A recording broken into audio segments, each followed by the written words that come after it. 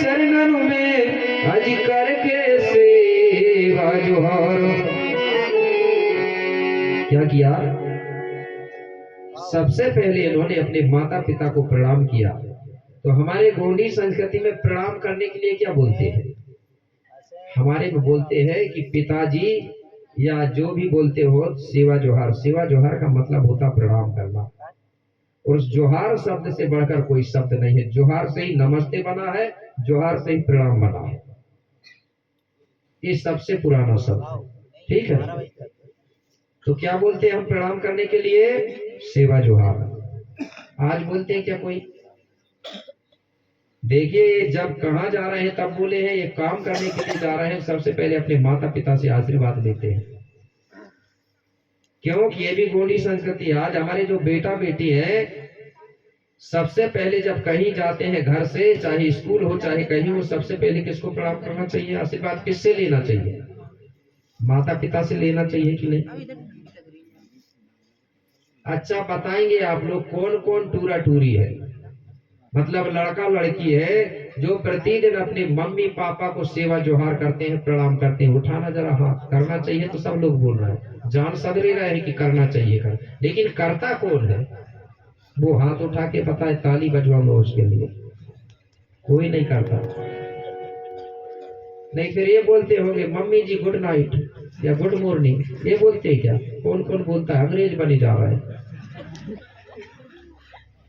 जो सिखा नहीं रहा उनकी संस्कृति को जल्दी पकड़ रहा है। भाई, सरकारी कार्यालय स्कूल वहां बोलो ठीक है, लेकिन घर में तो अपनी चीज चलाना चाहिए ना। चलाना चाहिए कि नहीं चलाना चाहिए? नहीं बोलते। अच्छा, अपने मम्मी पापा को प्रणाम चाहे कैसे भी करे, मतलब कौन बोलता है कि पिताजी चलो गुड मॉर्निंग? नहीं बोल रहे। अपने माता पिता का कौन पैर पड़ रहा? जरा हाथ उठाना। ऐसे लोग भी नहीं। गोंडवाना के राजकुमार कोई नहीं पढ़ता क्या अपने पिताजी का पैर? पढ़ते हैं। जोरदार ताली बजाओ। इधर अपने सास ससुर के पैर कौन पड़ती है? ऐसी बहुरानी है क्या कोई? धोखा से पैदा हुई होगी तो दो तीन सास ससुर पैर पड़ रही है। अच्छा, कई के सास ससुर भी नहीं होंगे, अलग हो गई होगी। पति तो सबके होंगे ना। कौन कौन पति के पैर पड़ती? जरा उठाना है हाथ। जबरदस्ती वाला नहीं काम। कोई ऐसा कर रही है, कभी याद आ गई तो पढ़ रहे, जब दारू नहीं पीते तो पढ़ लेते, दारू पी लेते नहीं पढ़ती। ऐसा होता है इसका मतलब।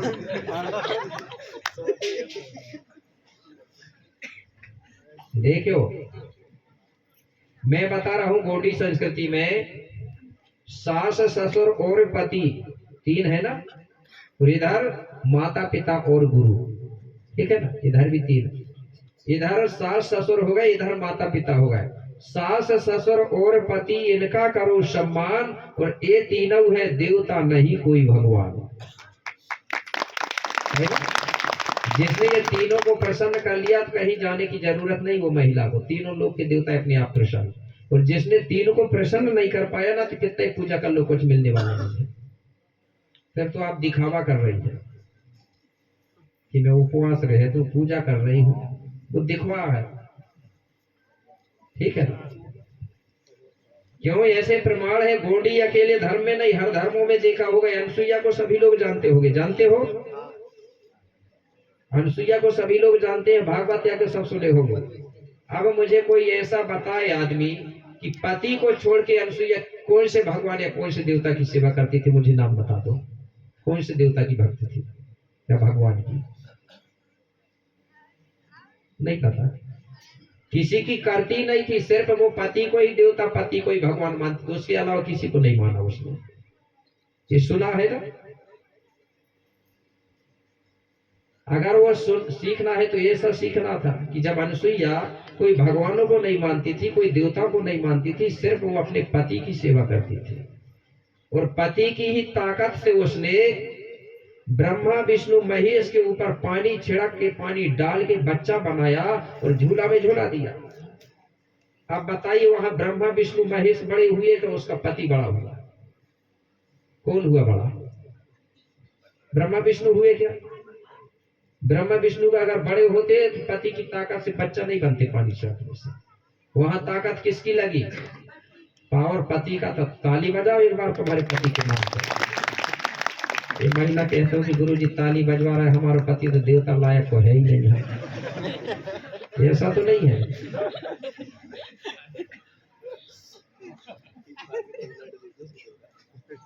तो ये 3 चीज के बारे में बता रहा हूँ, ठीक है। इधर माता पिता और गुरु, इनका करो सम्मान, ये तीनों है, देवता नहीं कोई है।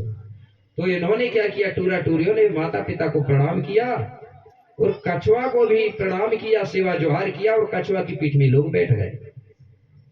अब कछुआ पानी में तैरते हुए चलने लगा और आकाश से कौआ उड़ते हुए चलने लगा। कछुआ की नाव बनी है। अब धीरे धीरे आगे बढ़े, खूब ढूंढा इन्होंने, लेकिन इनको कहीं टीला का पता नहीं चला। कौआ भी आकाश में उड़ते उड़ते थक गया, कछुआ भी पानी में तैरते हुए तैरते थक गया। अब आदि रावण सुकमा पैरी कछुआ की पीठ में बैठे हैं और घबरा रहे हैं। कह रहे हैं कि बोले वो अमरकोट का टीला पता नहीं कितने दूर छोड़ के आ गए हम लोग, हमको तो समझ ही नहीं आ रहा है। और ये कछुआ या पता नहीं वो टीला हमको वापिस पहुंचा पाएगा कि नहीं पहुंचा पाएगा, क्योंकि बोले तैरते तैरते थक चुका है। और हमको ये भी समझ नहीं आ रहा है वो टीला कौन से दिशा में, कुछ समझ नहीं आ रहा है। कहीं धीरे धीरे अगर ज्यादा थक गया तो कछुआ पानी में डूब जाएगा, और जब कछुआ पानी में डूबेगा तो हम दोनों भी पानी में डूब जाएंगे। घबरा गए लोग। अब ये प्रार्थना कर रहे हैं दोनों, आंधी रावण सुकमा पैरी, किससे? प्राकृतिक शक्ति पंच तत्व फड़ा पेन बढ़ा दे उसे, ये बढ़ा दो हे प्राकृतिक शक्ति।